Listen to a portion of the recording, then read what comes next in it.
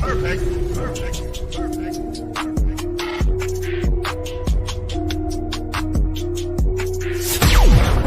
to you live from the basement of an abandoned training facility where we talk about fighting, training, and events. It's the Fight Mixer Show, where you can hear about all the local and world combat sports happenings. Get ready. It's time to gear up and square up because we're going live on the Fight Mixer Show.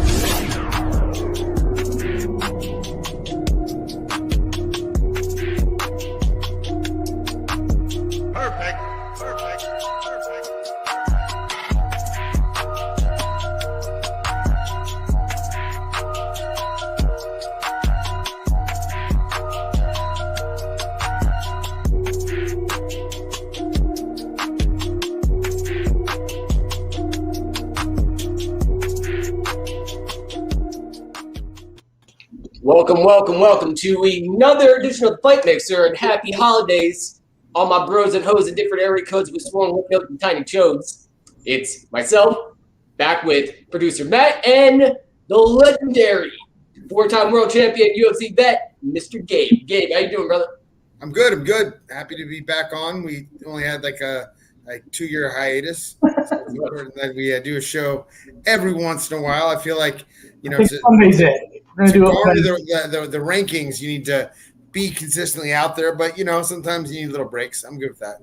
Yeah, had to take a little bit of break. I mean, Matt got COVID and then miraculously started a management company. Matt, how's business been? We got 6 upcoming fighters fighting in six matches. So. Oh shit! Six fighters, 6 matches. That's pretty good. I think it's pretty decent for the next couple months. Pretty point. Yeah. So are you negotiating big contracts? Or you're like, look, this is what I want. I won't fight for anything more, any less. $2 million. That's all. We're not nothing less. I like that. Good. 6 fighters, $6 million. Perfect. Matt actually got my boy Connor signed after months and months of deliberation. Finally got signed to Jorge Masvidal's promotion, Gamebred. So congratulations to Connor McKenna. Hard work pays off. And is Christina Ferreira going to be fighting Britain Hart? I've been hearing you. She doesn't want any of that smoke. Britain Hart will smash her. She doesn't want any of that smoke. I thought we liked Britain. Britain was on the show. No. I'm saying Christina doesn't want that smoke. Oh shit. Oh.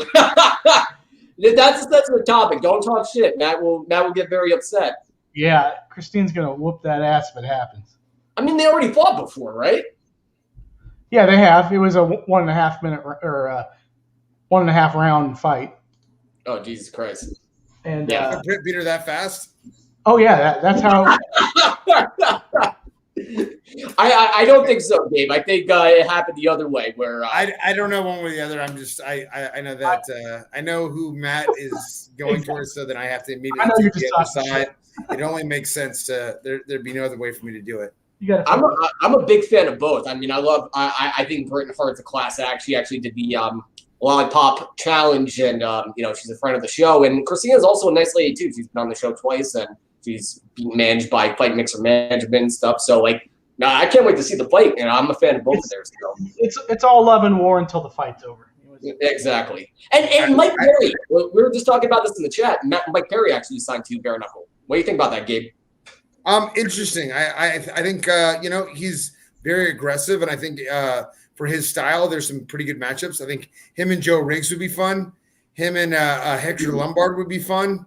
Oh yeah. There's some no. Okay, well, Matt. I'm just not a fan of Hector, so I train with Hector at Team Quest. Let me tell you about Hector. Okay. Hector's a bad motherfucker. He's a scary, mean dude. So I had my neck fused, right? Yeah. And so my first day back, everyone's like, "Don't spar with Hector. Don't he'll try to take your head off." I'm like, "Dude, it's my first day back. I'll explain to him what's happening." And so I just grappled with him. I'm not gonna box him. I was just grappling. I go, "Look, dude, I just had my neck fused. I'm like, look, you can still see the scar here. I should be wearing the fucking neck brace, but I'm back training, so just be very, very careful." First thing he does is snatches me down into the hardest guillotine of all time. I tap it. I'm like, you know what? I think I'm officially done training with you. It just makes no sense. Dude, I had just expressly told him that my neck had been fused. Not that I have a bad neck. Like my neck is a little. I had just had neck fusion. Right. My first day back from training, and the first thing he does is snatches me down into the hardest guillotine of all time. I was tapping as he was going around my neck, and he was like. And I'm like, actually, I like Hector. Like after that, we went out and had went and got some beers and stuff. I don't dislike the guy, but he's not the best training partner. A little bit of a dick move, right? Yeah, a little bit. I mean, and there are many fighters that have their Hector Lombard sparring story. He's definitely an animal, man. That guy's he brings it. So Hector just lost his belt in Miami. So I didn't know who did he lose to? Lorenzo Hunt. Yeah, Lorenzo Hunt. I know Loretta Hunt. Lorenzo. But maybe Lorenzo Hunt and Mike Perry would be a good match too. I don't know. I'm just saying they're good matchups for his style of fighting. I feel like it would be a good match, but you got to wait. He's got to wait his turn. You can't just come in and get your title shot. I'd heard that it was him, like they were talking about him versus Diego Sanchez. I do not want to see that at all. That's just sounds just bad, just really bad. David Potter's festive sweater makes me wet. One more time. David Potter's festive sweater makes me wet. Thank you. That makes two of us. I'm not gonna lie. Yeah. But Big shout out to KJ, by the way. Big shout out to KJ, Connor McKenna. Congratulations. And back to Hector Lombard. That was a crazy fucking fight. And if I could sit somebody down and say, okay, there's one bare knuckle fight to watch, or they're like, oh, I need an introduction to bare knuckle, because you know me, I'm not I'm more into MMA. But if there's one bare knuckle fight that I actually watched and thoroughly fucking enjoyed with my jaw dropped, was Hector Lombard versus Lorenzo Hunt. Now, did Hector? I saw a guy get in the ring after Hector had fought, and then Hector immediately hit him. Is that Hunt? Okay. And then so how did Hunt beat him? Yeah, and Lorenzo Hunt beat Hector Lombard, and during the press conference, it got so fucking heated. Like I was getting anxiety just watching it because Hector Lombard's like, shut your fucking mouth in his Brazilian accent. I could tell how pissed off he was. He's Cuban. And holy shit. And then Lorenzo Hunt. He's Cuban. Oh, it's Cuban. Okay. Yeah. Same. Okay. You're one of those guys. It's all down there somewhere. It's all South Africa, and then Lorenzo Hunt snatches the belt. And he's like, you're not the fucking champ until I say you're the fucking champ. And then he has the belt still. They didn't get it back from him all the way up to the fight. It's like missing two letters because he was beating it on the ground. Yeah. Damn. Pretty fucking amazing. Things happen. But so again, the Mike Perry one sounds interesting. Now, in bare knuckle news, I had heard that in the Montana show, every fighter got suspended for 6 months. Is that right? Just the ones that participated. Oh, okay. That's good. Just the ones that participated. That's good. Wait. So how the fuck did that happen? Well, it was sanctioned under the international, sanctioning body of karate or something like that. So supposedly it was all sanctioned. It's ISKA, I believe. Right. And then basically what happened is somebody from, I think, Ohio or some other state was like, nope, that's not right, and basically just. Well, I'll tell you, you can be sanctioned by a sport entity, but if the state is not involved, they can hose you. Yeah, but there's no sanctioning body in Montana. Oh, okay. I don't know. We had an event here in California, and I competed doing Sambo, and there's no sanctioning body in California for Sambo, so they utilize the international body, and they kind of got away for it, and the athletic commission here lost their shit. Yeah. And they were like, no, we're sanctioned by the international body. And California's like, no, no, and it became an issue. So Yeah, I think the all good, and then all of a sudden, some politics happened, and that type of crap. So, but that was the that was the general idea in the first place to get a show in Montana, is because there is no sanctioning body. You don't have to jump through hoops with the athletic commission and everything like that. So they figured, okay, let me just get by a sanctioning body, which is ISKA, which are not just karate. There are also all types of martial arts, kickboxing, K1 rules, glory rules, all that good stuff. ISKA works a lot of shows in the Northeast as well. Like I know plenty of members that work with that company, and they're great. They know what they're doing. Let's just say. So I think it was just not for nothing. Let's just host a show in Montana. Contact ISKA. It's going to be easy, but obviously the state had some bigger fucking problems with that. So, well, it wasn't the state of Montana that had the issue. The person that did it was actually from another state. So that's even more strange. It is. It was. Why would they get involved in interstate politics? There's nothing to do with it. It was really odd.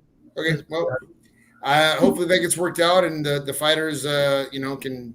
I don't like. Well, the other part is like with the suspensions. Is it just by state? Or are you suspended just indefinitely? I think it's getting handled. That's all. Okay, I don't know. Like, for instance, I remember distinctly, and we can get into this. This is a perfect segue. When Holyfield was trying to get sanctioned, no states would sanction him, and then I think one state finally did sanction him. Yeah. This is for boxing many years ago, and then then they were able to get him to do an exhibition. So, if certain states are like, and they were saying like they're going to do in California, California's like, which is insane because California let Chuck fight Tito a third time. Yes. And everyone no on Holyfield, like, dude, come on, son. Yeah. But yeah. But Holyfield, not to take anything away from either Holyfield or Chuck Liddell because they're fucking legends, and I'm forever fans of both of them, even though without question, yeah. They should not be fighting whatsoever. And I heard rumors that Chuck Liddell wanted to dabble in bare knuckle, and I would immediately oppose that because I'd rather watch Chuck Liddell fights and Holyfield fights from the Holyfield fights from the 80s and 90s. Time frame, yeah, like when they were in their prime, and they were, I mean, listen, nothing to take that away. Like, age is the heavyweight champion of the world.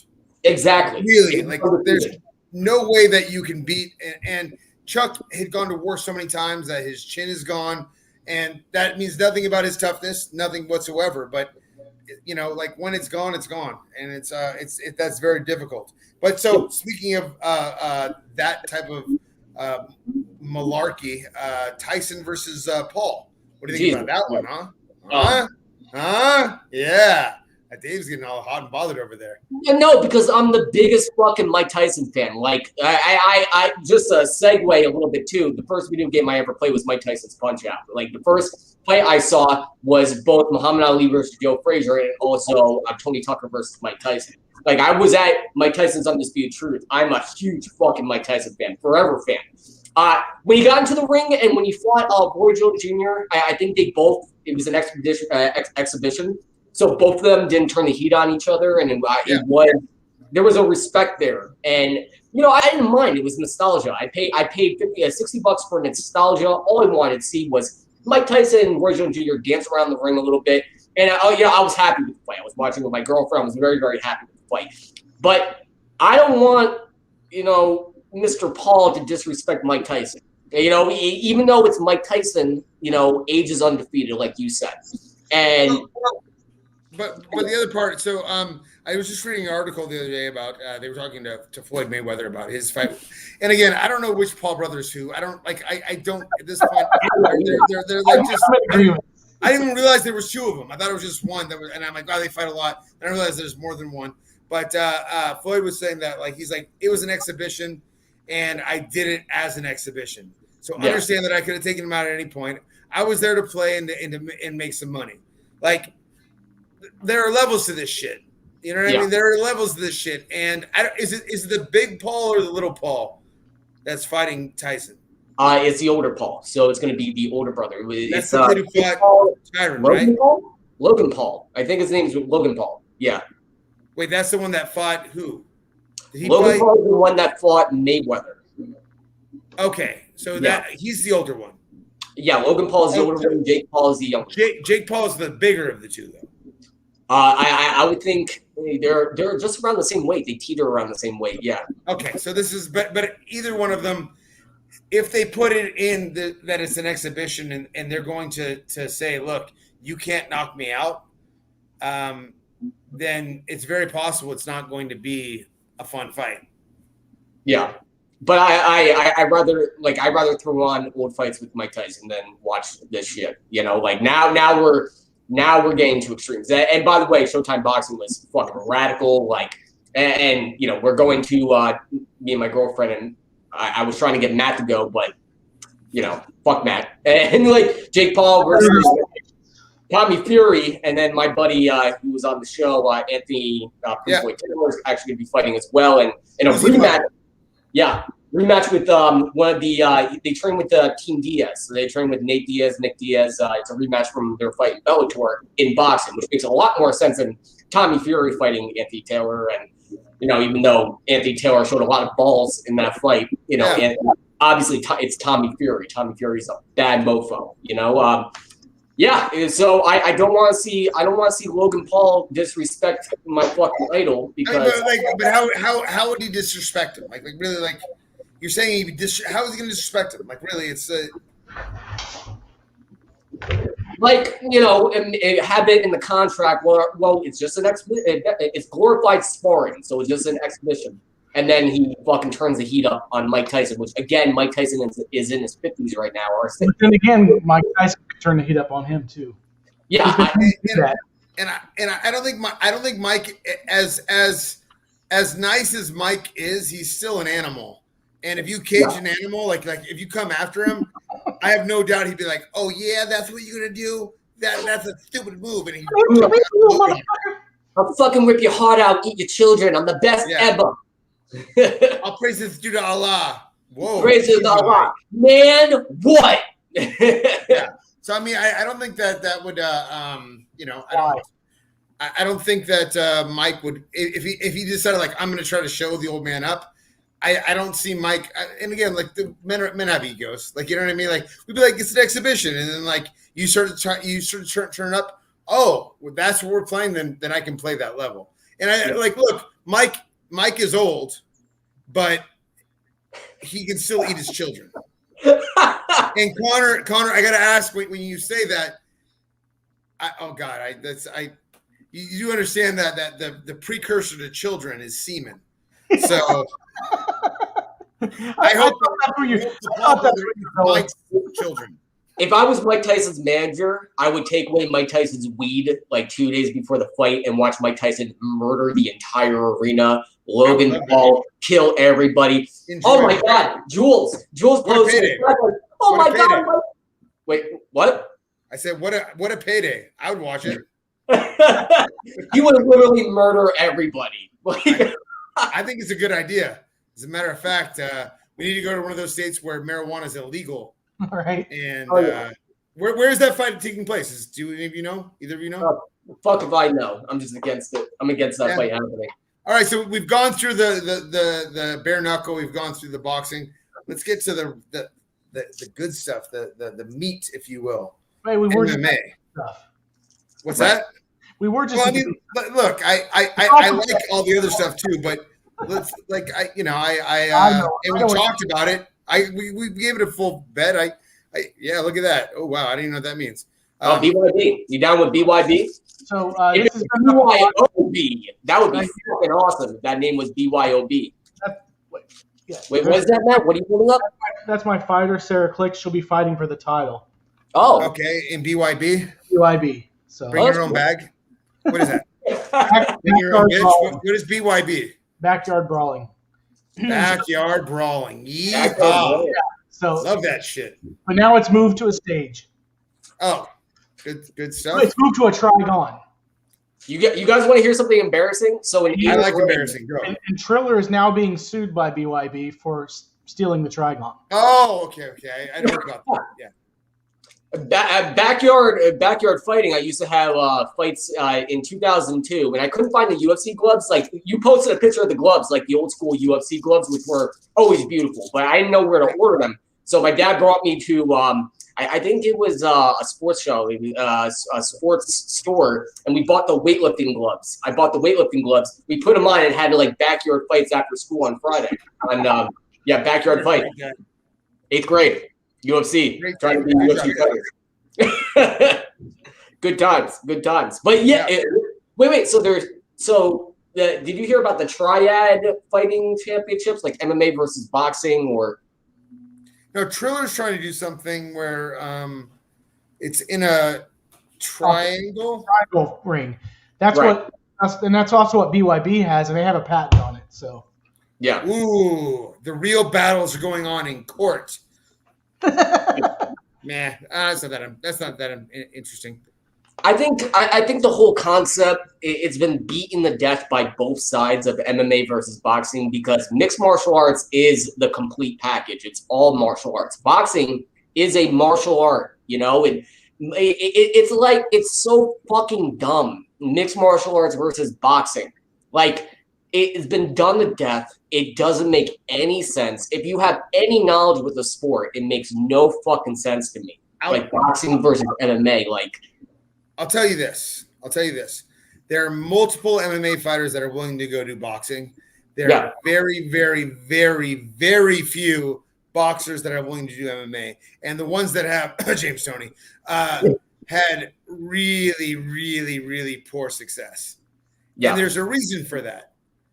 Right. There's a reason for that. That the one piece that which boxers are going to excel at, because that's the only thing they train. So there are multiple MMA guys. They're like, sure, we'll do it. I train boxing, which is now, if all you did was train boxing, or you just trained jiu-jitsu, or just wrestling, or just kickboxing, you were going to excel at just that. At MMA, you have to be good at everything, right? You can be better at certain things than other things, but you still have to be proficient at everything. Right. So it's a one-way street. That's all it is. 100%. Well, it's always funny when like boxers talk about how great they are, and like I think, or even that going back to those silly Paul kids, they talk about like people really think they're badasses, and when they say like, oh, he beat Ben Askren, he beat Tyron Woodley, it's like, come on, son. Let's split. Why don't we do we'll do 1 round boxing, 1 round MMA. Let's see what happens. Or 1 round. Yeah, let's do MMA, 1 round boxing. So one style and then all styles. Or sign contracts where you do both, right? Boxing first and MMA next, and and you're going to be able to get the opportunity to get double paydays. Yeah, exactly. Let's do it. They'll never do it. I think one of the Paul brothers actually has wrestling background, right? The Paul brothers. Yeah. So Logan Paul was a very confident wrestler. I believe he placed in the States. He was very good. Jake Paul, not so much, but Logan Paul was a very, very good. He was an exceptional wrestler, very good wrestler. Exceptionally. Okay. Well, but so I mean, yeah. Let's. I don't think it's silly when people just talk about like boxing. I mean, again, like as you said, it is a martial art, and it's one of the things you need for mixed martial arts, but it's a tiny little sliver of the bigger bubble, which is necessary to be a competent fighter in all rounds. Tiny. And if you let's just like just do stand-up fighting, like putting a boxer in K1 kickboxing. I mean, have you seen any of the boxers that have done K1? Yeah, I Butterbean. K1. There's like 3 or 4 pro boxers that have done K1, and it was all. Yeah. One fighter, I believe he's the White Buffalo, or his nickname was White Buffalo. The guy who fought Mike Tyson. Yeah. Francis Buffalo. Yeah, he fought in K1, and he was okay. I mean, he was, he was modest success. I would say. I think he got murked, but I mean, I don't know why. But again, I don't know. So let's switch gears. I'm excited about the. See how I'm getting more like just taking control. Control here. What do you think about the Poirier Oliveira fight? I think Poirier takes it. I think Poirier will pull off the win. I think they'll do Conor and Poirier again for the 5th and 500th time. I think. I think Poirier wins. I think it's his time. I think he's been patiently waiting, and then he's really put it together. Ever since training with American Top Team and training in Louisiana, and he's really you can see the improvements. I mean, it's night and day from when, like, even let's use Conor McGregor. Conor McGregor as the example. 2015 in comparison to 2020, 2021, night and day. I mean, he's really put it together. And, I think his fight with Khabib was a horrible example because Khabib will make every fighter look like an amateur, and he's the greatest of all time, but Poirier is going to win it. I think it's Poirier's time. Watching the Gaethje Chandler fight, and I thought that was one of the best fights I've seen in a long time. Yeah. Exceptional fight. But it made me realize how much more above everybody Khabib really is. Yeah. Genuinely. Like it was like him retiring, I actually get it. Like there's no one that's gonna give him a hard time. What, Oliveira? Nah, he walks through Oliveira. He would have walked through Chandler. I like that. I don't see anybody in the current division that would even give him a hiccup. Nobody. And similar concept with John Jones. If John Jones needs to get his shit together because, light heavyweights, there is such a difference between the light heavyweights in comparison to John Jones. I mean, and I wasn't crying, you're crying, but like when I saw the title change hands and finally Glover got his due, it was absolutely such a long time coming. Like I felt like a tear come down my eye because it was one of those great stories where it took him so long. He lost to John Jones and like he fought his ass off. And at his age to win the world title, making grown men cry across the planet, man. Like that was a good feel good moment of the sport that happens once in a blue moon. But there is, just like Khabib, every fighter will be in Khabib's shadow because Khabib retired the champion. And I think every fighter like heavyweight, even Glover, and all respect to him, will be in John Jones' shadow because those are, two of the most dominant fighters in those weight classes of all time. I'm interested in that new Polish kid. Was it Jiri? I don't know. His kid's. He's basically knocked out everybody. He's solid, man. He's like 28-3. He's 205er. I just knocked out. What's his name? I can't think of his name. Come on, Matt, get in here. David, of all the people who should know, be like he beat Dominic Reyes in his last fight. He's had 2 or 3 fights in the UFC now, but before that, he had beat CB Dalloway and Mo Lawal, a bunch of really gangster guys in Risen. It's 28-3. Good, man. I think this kid's. I hate saying it because they're saying he's going to fight Glover next. I hate saying it, but I think he walks through Glover. What's the kid's name? I don't know. I've been paying attention to Khamzat. I think Khamzat is the scariest fighter I've seen. He reminds me of Khabib mixed with Wanderlei Silva in Pride. Khamzat. Oh, you're talking about who are you talking about? I'm sure I'm pronouncing it incorrectly, but Khamzat, Khamzat, Khamz. The Chimaev guy. Chimaev, yeah. I'm still questioning. I don't know. I am. Well, look. He's dusted 4 guys, but I want to see him fight a real caliber fighter. That will really give me a deciding factor of how good he is. He's going to be a fucking nightmare to deal with, and he's just getting better. And they are playing the long game with him, where they're feeding him people outside the top 10, and he's been walking right through them. Like he took his last fight, took the guy down, and was laughing. Like picked him up and was having a conversation with Dana White as he picked him up and put him fucking down. Crazy. This guy reminds me of Wanderlei Silva in. Like when Wanderlei Silva fought Guy Mesner and fought Sakuraba, who's my hero. I was really upset because Sakuraba got fucking murked by Wanderlei Silva back in the day. But he reminds me of Khabib mixed with axe murderer Pride, roided to the gills, pissing hot oil, Wanderlei Silva from Pride. He's that scary. Damn. Just so. I'm still not sold. I mean, like, he's looked great so far. I want to see him against the top 10 talent, but I mean, you know, he looks the part. He seems, but we don't know. Like, it's very easy. One of my least favorite things is people are hyped up incredibly, and we're supposed to believe that they're. I mean, I have no doubts that he's a good fighter, but hype doesn't. I want to see him fight a top 10 guy. Let's see him even fight a top 15 guy. You know, I want to see him fight. But it's 70 or 80. I'm sorry for interrupting you. So Anthony Peterson was like Jiri. He asked if the name was Jiri, and then Anthony Peterson, he treated Chizaska.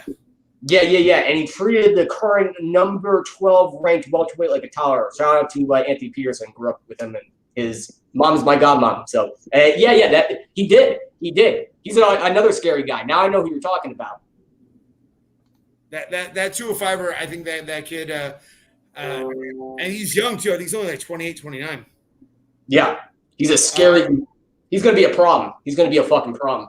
Well, I mean, he already is a problem. I mean, so I was looking at because Mo Lawal's a buddy of mine, and I know that Mo beat him, and then he came back and then knocked Mo out. I'm looking at his record. I mean, he's 28-3, and the other two fights were much earlier in his career.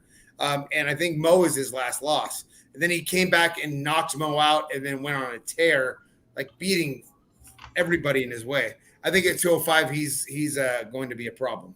Yeah, he's going to be a huge problem. And I want Glover Teixeira to have a nice lengthy run. I hope they give him at least one or two layups, like let him enjoy his title run. But like, yeah, I think Jiri fucking murders him. Like, I think Jiri's going to be a huge problem to deal with. And do you see Colby Covington fighting God damn it, brain fart. Yeah. Rose Namajunas won her fight in a great fight, great 5-round fight that went to a decision. Rose, she retains, and also we saw the Nigerian Nightmare retain against Colby Covington. That was a fucking amazing fight. Amazing. Yeah, I mean, you know what? For I'm not a big Covington fan, but him fighting back after that round 2 and making it competitive again was maybe showed some heart and some, you know, that second round should have been a 10-8 round. I mean, it was pretty much 30 more seconds and the fight would have been over. They really Yeah, and just to give people an example, and just you know, when the first fight was stopped, Kobe looked at that bad when they stopped the fight. He got floored. He got knocked right to the fucking deck in the second round. Colby Covington managed to come back. I mean, that's a warrior. I mean, no, I absolutely give him credit. Yeah, but I'm just thinking of his shtick, and and look, there's been multiple interviews where he goes, "Look, they were going to cut me. They said I didn't have personality, and then the problem I have is he doesn't sell it. Yeah, you know what I mean? Like look, if you're going to play a character, sell it at least. Like Chael's character, he sells that shit. Oh yeah. And Colby reminds me of, you know, like the Wish version of Chael. You know, he's trying his best. He's like, oh, look at me and hate me and all this. I'm the bad guy. But nah, come on, man. Like, you're not selling it. And it makes me dislike him even more. Yeah. Like, really, I mean, I was, you know, and Colby Covington was on my podcast, and I've spoken to Colby Covington on Facebook and, you know, text messaging. Colby Covington is actually a very nice guy, and our conversation, he wasn't in character. This was before the UFC threatened to cut him, and it was one of my better podcasts. Like, it was one of my better episodes, and him and I had a great conversation. We always had great conversations.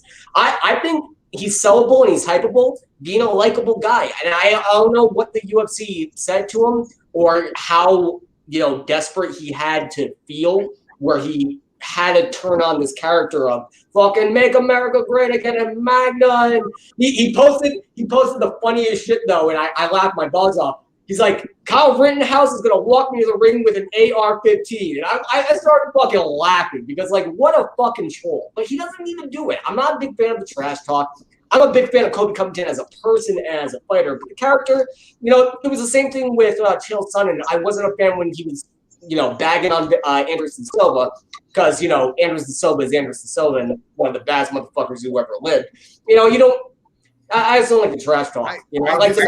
I disagree. I thought Chael's trash talk and his persona was spot on, and it was hilarious because you couldn't tell.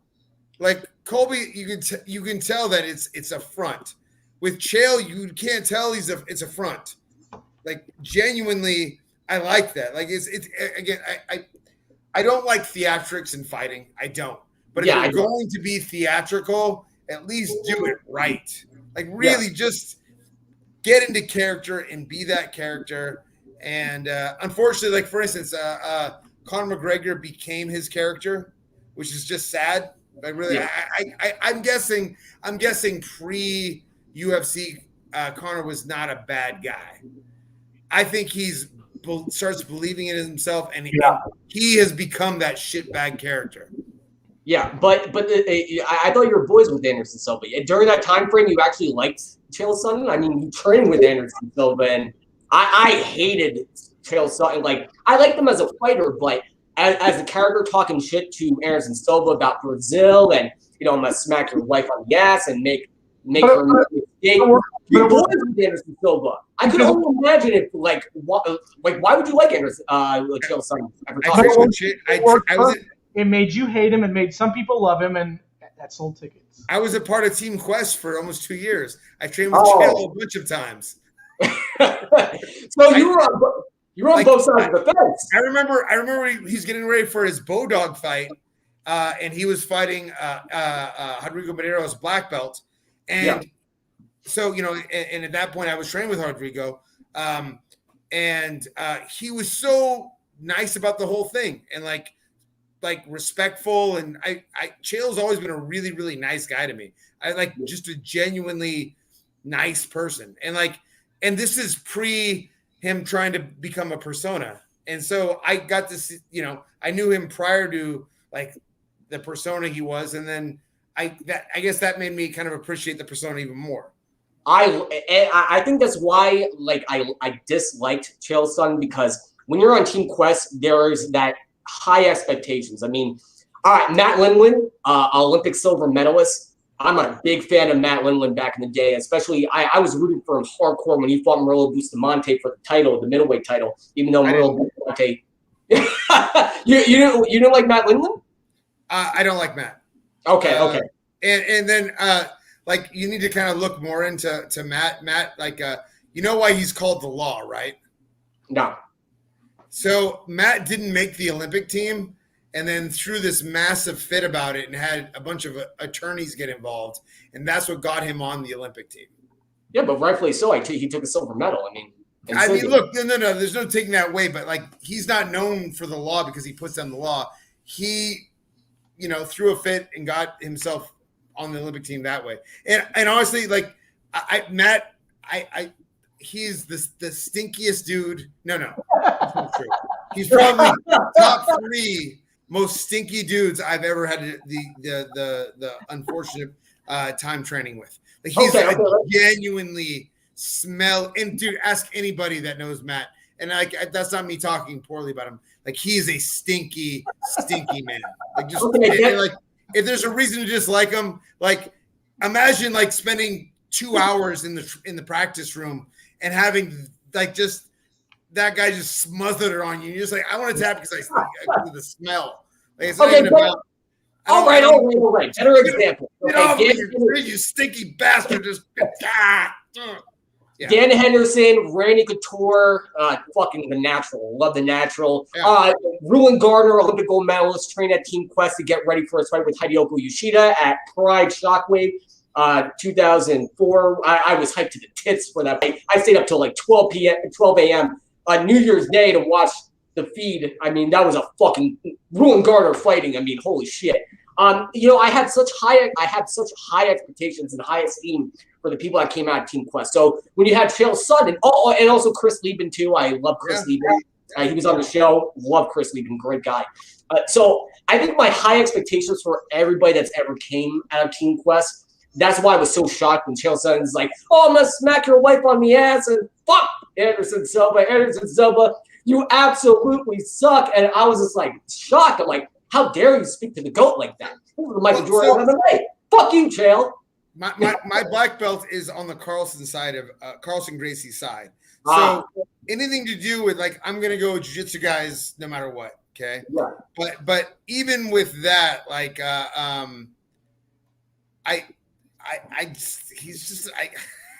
like him as he's a good guy. I don't know to say about it. Like it's so like for instance, you're saying the Murillo fight. Like I mean, I'm going to take Murillo as a black belt and because he's a Carlson black belt. You know what I mean? Chael was talking about I think the best the Nogueira when he was saying that he was trying to feed a bus a carrot. Yeah, I so mad. Dude, and Nogueira he's a Carlson side black belt. Like I thought I was laughing hysterically at it. I'm sorry, it's funny. So and he has hands down the best Tito line of all time. Oh yeah, hands down. The Tito, and I think I bring it up more than anything else because I still find great joy in the fact that he said, you know, I don't make as much. I don't make money from my mouth like your wife did, or something. That's so good, so good. And then Tito's response is, "We weren't married." Yeah, Tito, you brilliant bastard. Yeah. By the time Chael Sonnen, like when he shook hands with Anderson Silva and they made up, and then Chael Sonnen fought against Shogun and he beat Shogun. Now by the time and then when he was feuding with Vanderlei Silva, I finally got the shtick, and that's when I hopped on the Chael Sonnen bandwagon. And yeah, fuck you. Listen, I was still ecstatic when Anderson beat him. Like yeah. Through the whole thing, I wanted Anderson to beat him. 100%, like without question. And like when he was beating him 4 rounds, I was just like, I was kind of bummed out. I was bummed out. Like genuinely bummed out. And then when Anderson came from behind, I'm like, oh, fuck you. Yeah. I did not. See, Chris Weidman trains with Longo's gym, and I'm okay. Even though I love Anderson Silva all the way when he was training with Shooter Box and fighting in Pride, and like when he killed the Brazilian killer when Alex Stibling was talking a lot of shit about Brazilians, and then Anderson Silva handed him his ass. That's what won me over. What's up, Jules? That's what won me over as an Anderson Silva fan. And when he came out dancing to Michael Jackson, "Don't Stop Till You Get Enough," and like, I've always been an Anderson Silva fan. I can accept that Chris Weidman was the guy that ended Anderson Silva's prime. I can accept that because Chris Weidman is a respectable guy and awesome, and you know, Ray Longo's gym. I fucking love all the guys that come out of the Longo's gym. But I was not going to accept that Chael Sonnen was going to end Anderson Silva's legacy. You know, and when he was getting beat down for 4 rounds and finally got caught in the triangle, I was jumping fucking up and down because it was not going to be Chael Sonnen that took his legacy. It was going to be somebody else. I was at a sports bar and we were losing our minds. It was great. Yeah. Good times. Absolutely. So is there any fights that you guys are looking forward to that are coming up, or come on, guys? Yeah, I'll get. You know, we're about to wrap up the show like Christmas present. We're heading towards that, so I'll drop a few fights that are going to be going on. So we have ECF that I'll be color commentating from the space at Westbury, New York. We have it's going to be a packed crowd, packed house. It's going to be on pay-per-view. FightPlanet.tv, also UVAFightCard.com. You can order the pay-per-view. So I'm excited for those fights. Also, Flex Fight Series is going down the weekend after. Same weekend as I'm going to be in Wisconsin, color commentating at the Legendary Resort and Casinos for a big fight card that's going to be going on there. Also, we're going to be in Florida. Me and my gal, we're going to be front row for Jake Paul versus Tommy Fury. I'm excited for Anthony Taylor to be fighting, getting revenge. He won his last boxing fight after the Tommy Fury, got that rust off, and now he's going to be fighting in a rematch with the guy that fights for Nick Diaz and Nick Diaz. So it's going to be Team Diaz versus Team Paul. That's how they're building it up. And, you know, of course, I'm excited for that in Florida and to see my buddy Matt. So, you know, I'm excited for those fights. It's going to be a great December. How about you? No, Matt? I can't wait to see my girl fight in BYB for the title. That's going to be amazing. Other than that, I don't really know how many other fights I can even talk about yet. So that, you know, everybody's getting we'll try to make this a little more regular, gentlemen. Yep, absolutely. Yeah. Every Sunday. We're going to do this every Sunday. Thursdays, you know, obviously it's not going to work, but We Well, tried. we'll Never worked out. So. We'll make it All work. right. Now let's wrap this up like a Christmas present. And I'm so glad I'm saying this because we're approaching the holiday season and happy Thanksgiving to everybody. Oh yeah, all my hoes in different area codes. This show is brought to you by Kaija MMA and Fitness. Do you want to train with a BJJ black belt, four-time world champion, UFC vet, one of the baddest motherfuckers of all time? Well, you're in luck because you can go to Tarzana, California and train with Kaija MMA and Fitness. And because it's the season of giving, we're going to give your first class for free. That's right, for free. Just mention the Fight Mixer. Go into Kaija MMA and Fitness. Meet Mr. Gabe. I don't ask for autographs. We'll actually ask for autographs because then he'll fucking shoot me. But autograph with the signature. Just don't ask him to sign one of his shirts. Yes. Shut up.